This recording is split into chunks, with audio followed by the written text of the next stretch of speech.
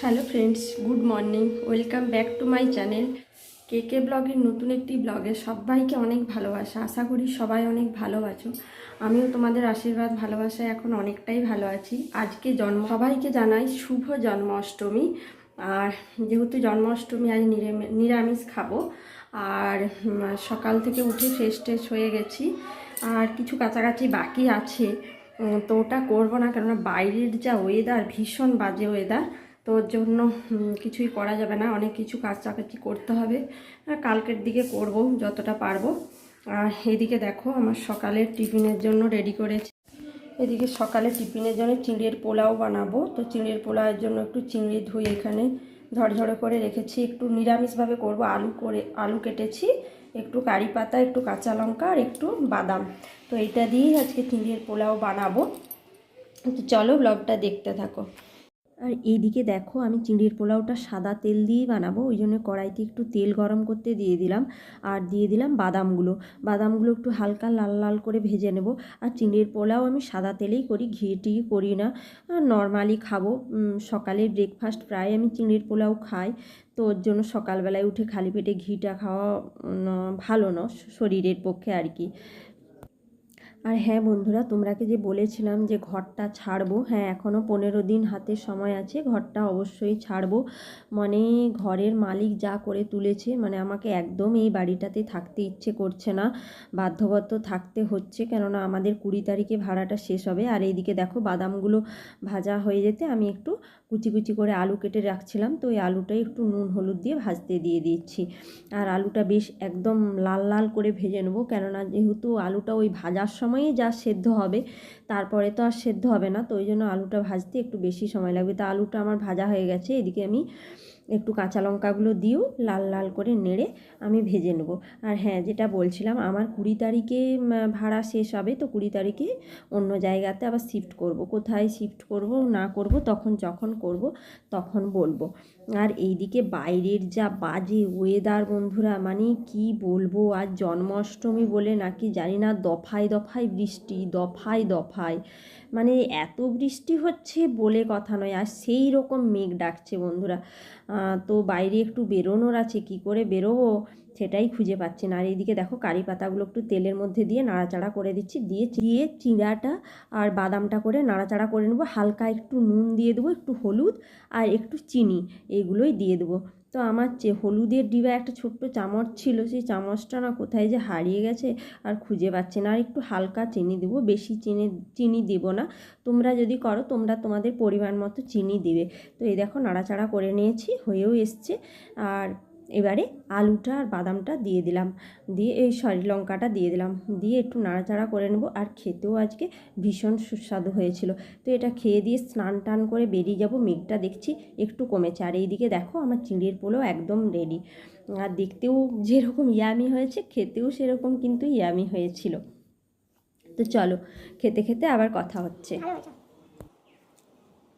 ভালো, খুব সুন্দর হয়েছে, অন্য দিনের থেকেও ভালো হয়েছে।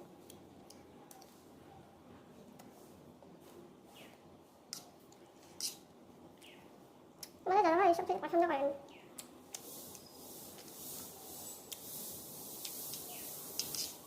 দাদা ভাই কতগুলো মিহিদানা মিষ্টি এনেছে দেখো।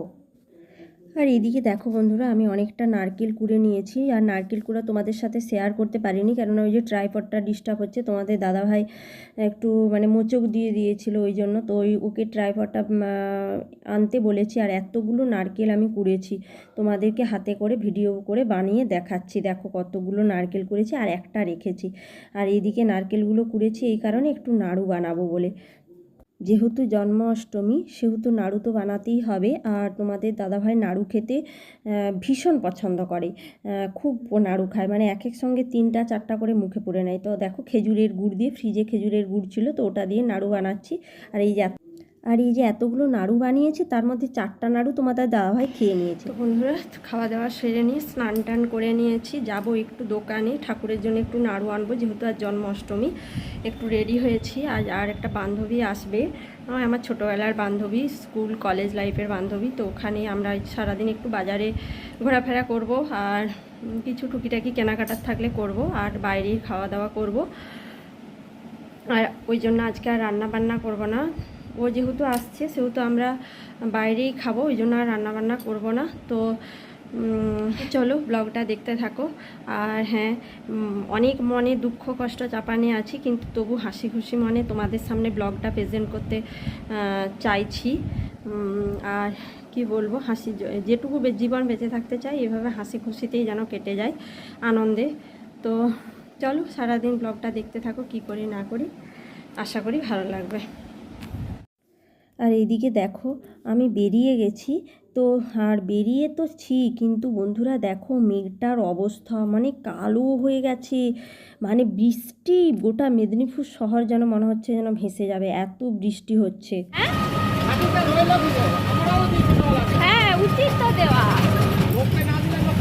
পাবে কোথায় থেকে? হ্যাঁ আরে খুচরো তো মানে ফোন পেটে হয়ে যায় না, এই খুচরো টুচরোগুলো সব হয়ে যাচ্ছে, এত অসুবিধা হয়ে যাচ্ছে না খুচরো।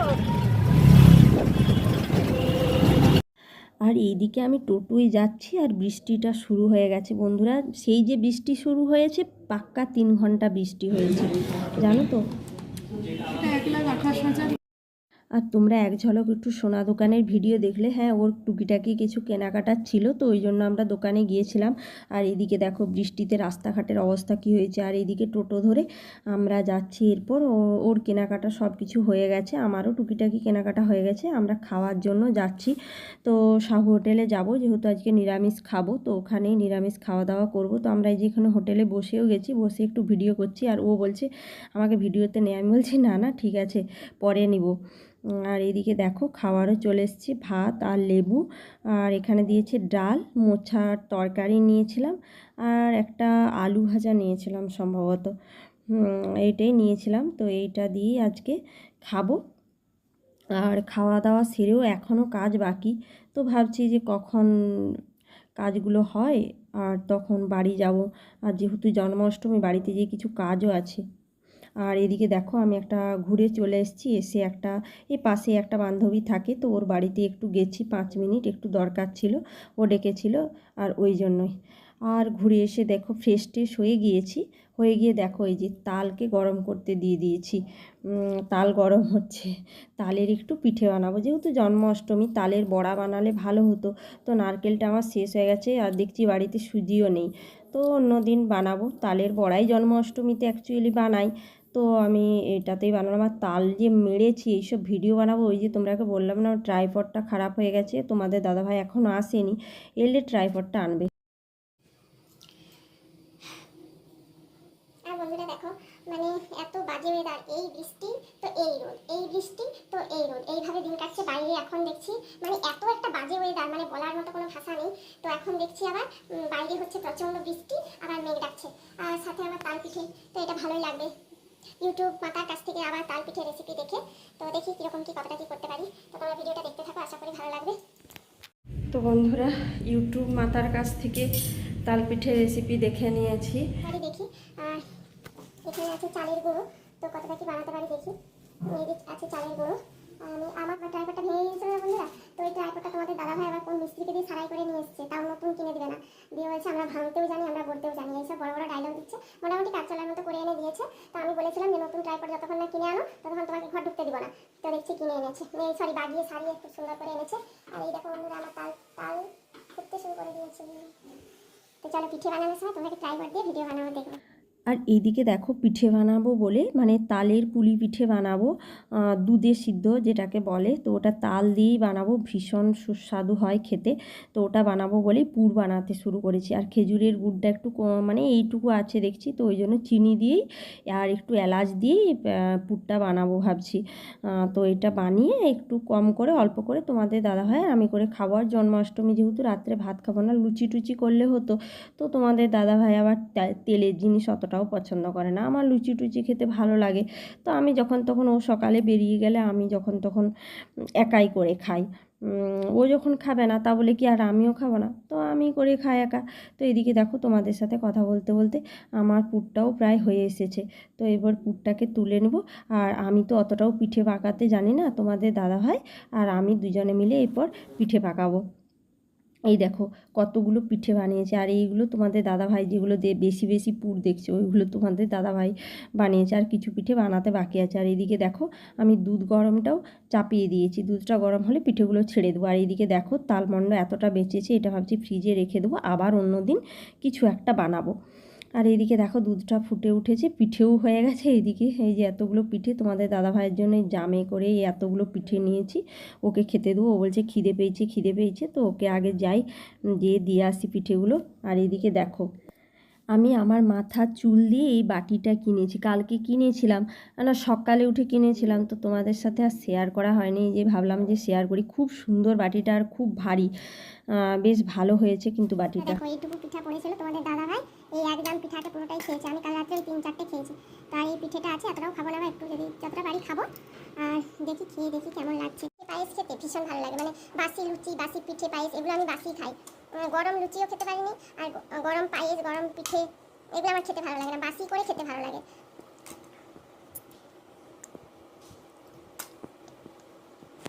এমনিতেই পুর পিঠা ভালো লাগে, তারপরে তালের পুর পিঠে অনেকটা মারি আছে, আরও পিঠে বানাবো। ভালো আছে